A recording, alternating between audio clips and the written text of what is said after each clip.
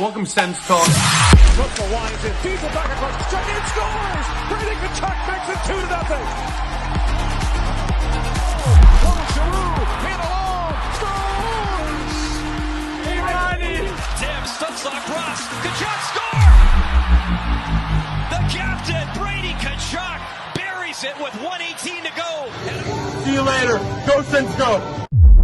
Welcome to SENS Talk. My name is Brandon Plant, and I am your host. Tonight, Ottawa took on the New York Islanders in a game in which Ottawa is looking to avoid losing 3 games in a row. This is yet another pivotal matchup as well. Back-to-back losses against teams they're likely going to be competing with for those final wildcard spots. Of course, being Detroit and Buffalo. Tonight being the New York Islanders, all 3 of which, like I just mentioned, will be in that playoff bubble come March and April. This is a big game for the Ottawa Senators, especially on the road. The first time they're on the road since the season opener on October 11th against the Carolina Hurricanes. Now, as I'm sure you know by now, Shane Pinto, before this game, it was announced that he was suspended for 41 games for violating the NHL's gambling policy. Now look, I'm not going to get into all of the details on that right now.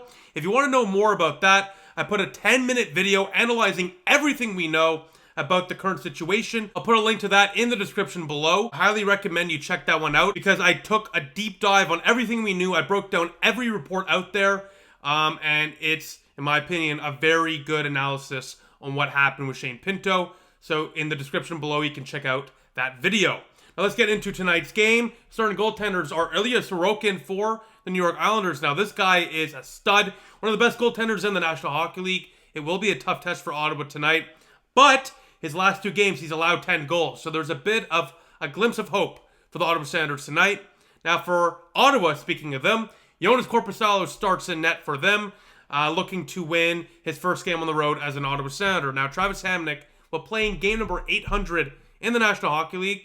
Of course, his career started with the New York Islanders, so it's pretty fitting that his 800th game will be in Long Island. So congratulations, of course, to the Hammer, Travis Hamonic. As well, Tkachuk, Norris, and Batherson are back together, which is great news. But some less good news is Artem Zub did not travel with the team for the trip. He will not play on Saturday as well against the Pittsburgh Penguins. So that is a brutal loss, especially considering Ottawa, we'll talk about it later, lost another defenseman in this game, Erik Brannstrom. Prayers for you. Luckily, he's in the hospital right now, getting taken care of by the best of the best. He's moving his extremities. He's alert. We'll talk about it later, but some encouraging news from a scary situation with Erik Brannstrom.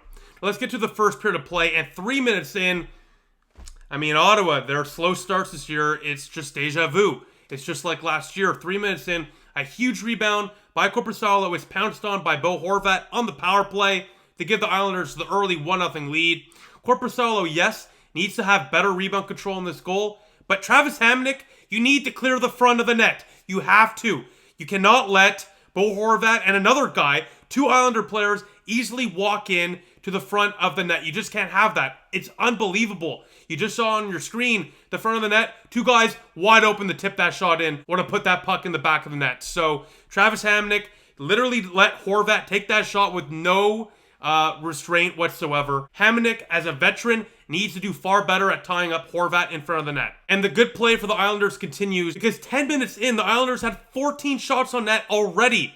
Unbelievable. The Sens, again, start the game off sloppy, slow, and disinterested. And you would think, after a home stretch where Ottawa frankly disappointed and got blown to pieces in back-to-back games against divisional rivals, I don't care what the final scores were, you lost those games decisively. You should come out in this game with a bang, with some passion, with some energy.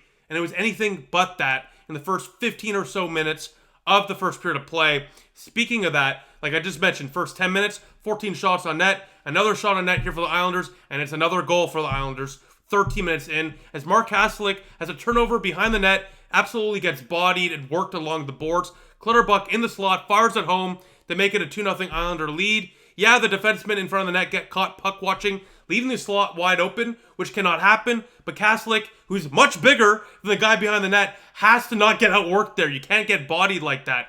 Just absolutely brutal. And we go to the second period now with the Islanders up 2-0. Now look, in the last few minutes, Ottawa, they got a power play, they got some momentum, they were starting to look a little better, didn't score. We go to the second period of play, Here's a goal for Ottawa 6 minutes in. Tim Stützle feeds G-Money Clauserou along the left hash mark. G-Money moves to center of the blue line and rifles a power play goal home to give Ottawa a 1-goal deficit now. It's a 2-1 lead. A nice screen out front by El Capitano, Brady Tkachuk, and the Sens suddenly have some life. But as I kind of alluded to in the beginning of this video, 3 minutes later, a scary situation in Long Island with Erik Brannstrom as he takes a massive hit along the boards. Players immediately called for the stretcher, and Brannstrom, as I already alluded to, would not return in this game. We don't know specifically if it's a head injury or something else, but like I already mentioned, he's moving his extremities, he's alert, and he's getting the best available treatment right now at a hospital. So my prayers and best wishes for Erik Brannstrom.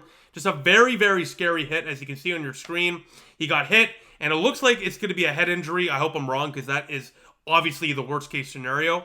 But his head really slammed big time against the ice there. So prayers up for Erik Brannstrom. You absolutely hate to see it. And, you know, when the players immediately are calling for the stretcher, that just makes you, it puts things into perspective that this is just a game. These guys are out there entertaining us, and they're putting their lives on the line. And it was a really scary incident there, and I'm really, really happy to see Erik Brannstrom is awake and alert in the hospital right now. And once again, prayers up for him, because that is such a scary scene. Now we'll move on now into the second period of play. Ottawa, look, I don't know how you move on from that if you're a teammate of Erik Brannstrom, but you have to. That's just the game of hockey, unfortunately.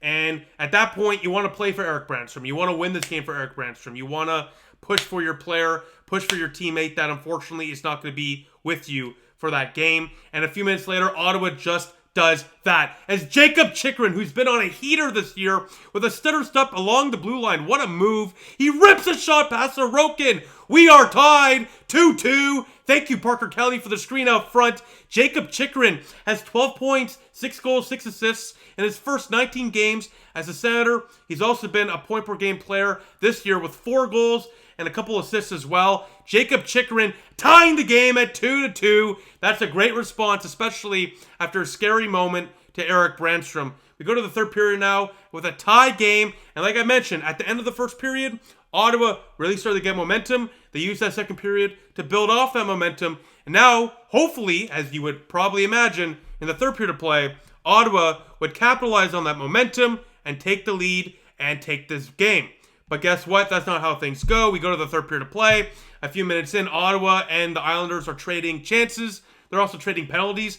There was an absurd amount of penalties in this game for both sides. And then 7 minutes in, I mean, I don't even know what to say. I mean, like, it's just, it's so predictable at this point for Ottawa. As Ottawa turns over the puck, the Islanders go the other way off the rush. It's Noah Dobson. He unloads a cannon from the point off the rush to make it an Islander lead once again. It's 3-2. Giroux had a no-look behind-the-back pass that resulted in the rush. Stützle, though, seconds before that no-look pass from Giroux, put it on net. Why are you passing it? Tim Stützle this year, we'll talk about it in my game notes, has been far too fancy, and it's resulted in plays like that where he misses a scoring opportunity, and then, of course, it goes back the other way into the back of the Ottawa Senator net. It's a really, really unfortunate scenario there for Ottawa, who continues to push in the third period of play, but they would not get a goal. Ilya Sorokin was fantastic tonight.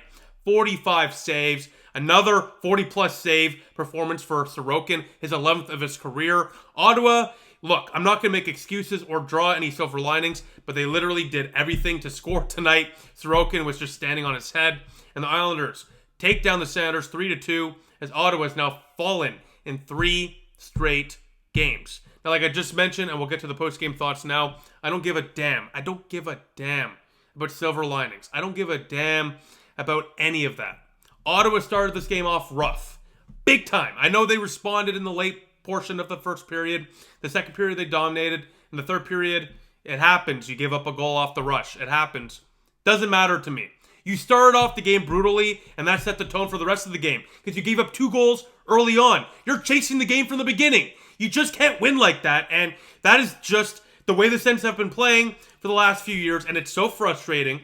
It's so frustrating because the players that this team has, even with injuries, should not be chasing the game to, no offense, a team like the New York Islanders who are not exactly offensive dynamo. I mean, come on, give me a break. Give me a break. It's enough. It's early in the year. It's not time to panic, but it's not time for silver linings either. I don't want to hear any of that. None of it. This team is too good to be playing like that. They should not be starting off games like that. And this team knows. They've spoken about it. This team knows how important it is to start the year off right if they want to make the playoffs and do anything this year. And so far, not so good. And I'm sick and tired of it. And there's only a couple of players that really stood out to me tonight in terms of leading the charge to get the Sounders back into the game. Firstly, Claude Giroux led us into the fight. He's the veteran on this team. He's the guy who knows the deal. This guy is all business. He was all over the ice tonight.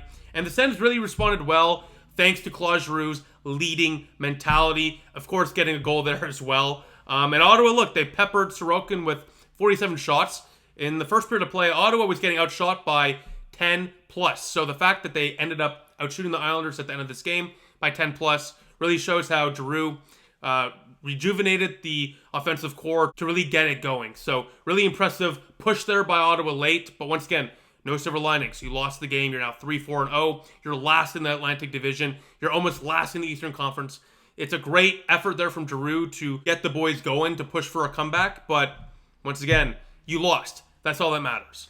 But Joonas Korpisalo, this was easily his best game as an Ottawa Senator. He stood on his head. I mean, he made 30-plus saves tonight, but he made all those saves look so easy. Frankly, that third one on for the Islanders from Dobson, I don't know what you want Korpisalo to do. I don't know what you want Korpisalo to do on any of these goals. He just kind of got left out to dry on those three, and other than that, he was spectacular. The glove was flashing tonight. His athleticism was on display as well with some massive stretch stops, especially in that third period.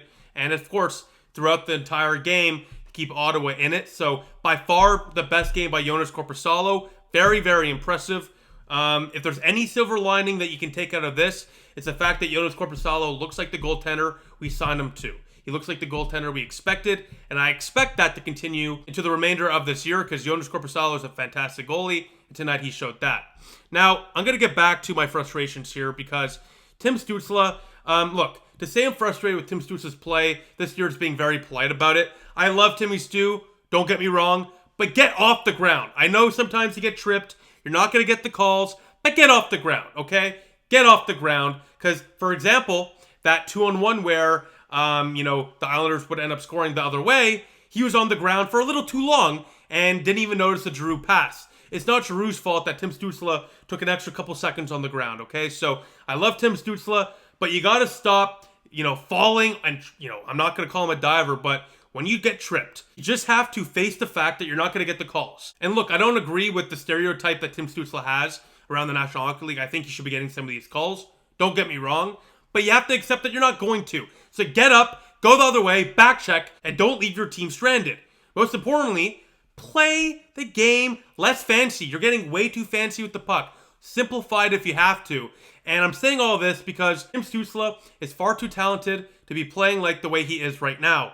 Now, I'm not exactly worried about it. He's going to figure it out. He's far too good not to. Once again, to say I'm frustrated with Tim Stützle's play this year is being very polite about it. He has to be far better. And that starts with getting off the ground, simplifying the game, and most importantly, stop yapping to the refs. Look, I get it. I know it. The refs have been unfair to Tim Stützle. That's obviously frustrating to him. But guess what? You're not the captain. You're not even an assistant captain. Leave the yapping to Claude Giroux, to Tim Stützle, to Tom Chabot. Leave it to those guys to talk to the ref. You're only making your case worse with the refs, who already have, in my opinion, have a bad perception of you. So stay away from the refs. Let the captains and the assistant captains take care of that. And from there, look, once again, I'm not worried about him, but it's getting annoying at this point. I'll be quite honest with you. The last thing I'll mention is the net front area remains free real estate for opposing teams. It's like clockwork from this team over the last few years. It has to stop. That, of course, starts with the defensive systems from DJ Smith.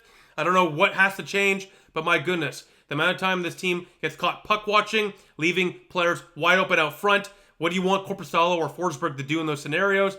Most of those chances aren't going to go in.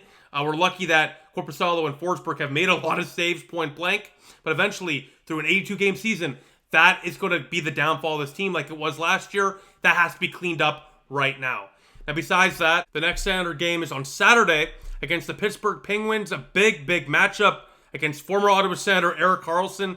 Oof, it's so weird to see him in a Pittsburgh jersey. It's going to be weirder to play against him in a Pittsburgh jersey, but we'll see you all on Saturday night for that one. So besides that, thank you all for watching. Ottawa, another tough loss. Here's hoping that on Saturday they can end this losing streak at 3 games and start turning things around. Because this is a team that should be above 500. I'm sorry.